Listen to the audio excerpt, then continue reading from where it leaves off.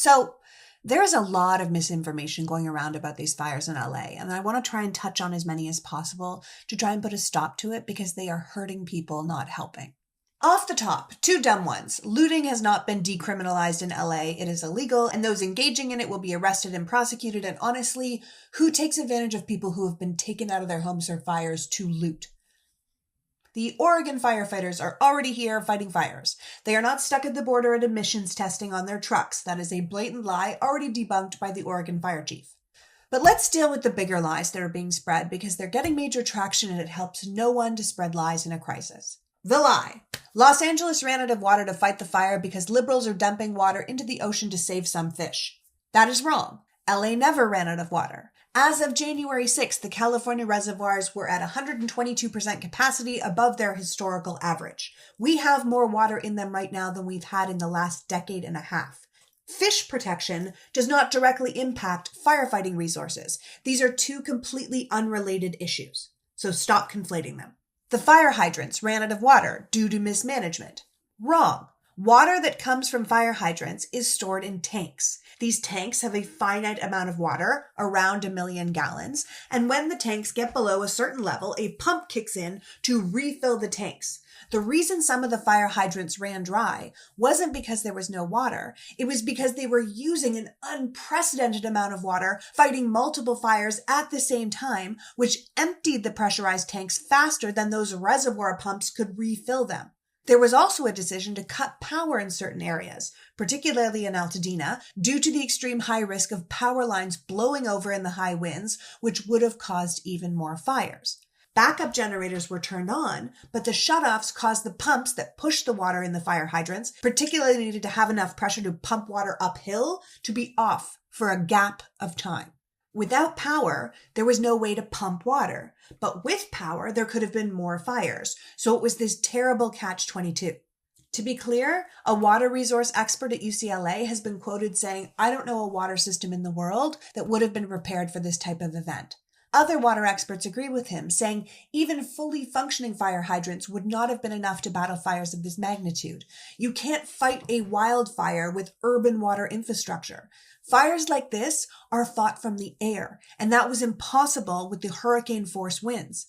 There are so many people talking right now with no understanding of how firefighting works, or the complexity of water management, or with any understanding of the constraints of doing these kinds of jobs during these extreme weather conditions. So, if you don't know what you're talking about, maybe stop talking.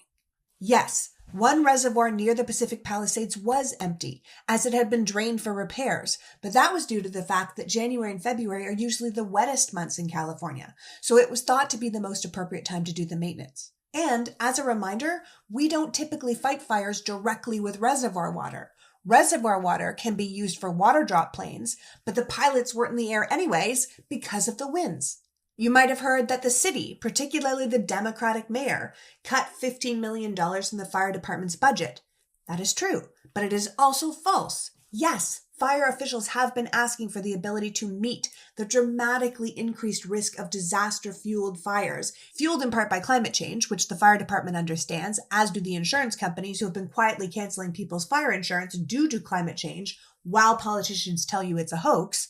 But any major improvements to our budget and infrastructure require political will and extensive financial resources, which the city council couldn't get approved. In fact, most of the budget cuts were called for by the very same people who are now blaming the budget cuts now. It is a right-wing tactic to privatize public works. You don't fund the government, and then you blame the government when things don't work. To be clear, the LA Fire Department budget is over $800 million, and budget experts have weighed in, saying that budgets are fluid, they're not fixed. Often departments go over budget when necessary, and those costs end up being covered. In fact, the long-term budget of the fire department was still in negotiations when the fire broke out, and it looks to be about $50 million higher than it was the previous fiscal year. You might have heard that the state, particularly the Democratic governor, Gavin Newsom, cut the fire budget by $100 million before the fires, when the truth is the number of California fire personnel and budget have nearly doubled since 2019, mostly under Governor Newsom's time in office. Cal Fire's budget is now $3.8 billion. We now have the world's largest aerial firefighting fleet, And our forest management, i.e. raking the forest, is 10 times larger since Governor Newsom took office. We've been hearing DEI hiring was the problem. Nope.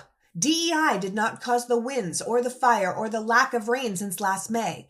DEI hiring simply opened up the door to a wider group of talented potential firefighters. No one was hired who wasn't competent or capable of doing the job. This is just a way to discredit more fair hiring practices and to be subversively racist.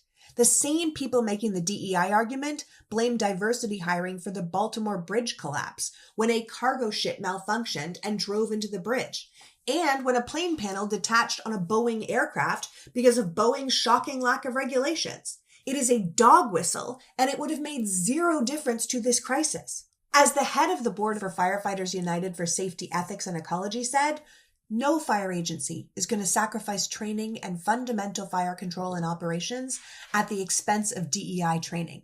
In fact, he went on to remind us that diverse teams are statistically better at tackling complex challenges, working under pressure, and fostering community trust during emergencies. But ultimately, he said, there is no number of people that could have stopped all these fires with these conditions.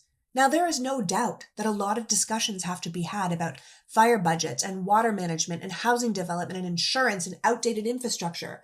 But climate change is at the top of that list because this extreme weather stuff is not going away. According to Los Angeles city and county officials, these fires were the perfect storm event. Hurricane-force winds combined with unseasonably dry conditions and multiple fires breaking out one after another in the same region. We couldn't even deploy the critical aircraft we needed to drop water and fire retardant on the drought-ravaged communities to slow that spread. It was just the ultimate nightmare scenario.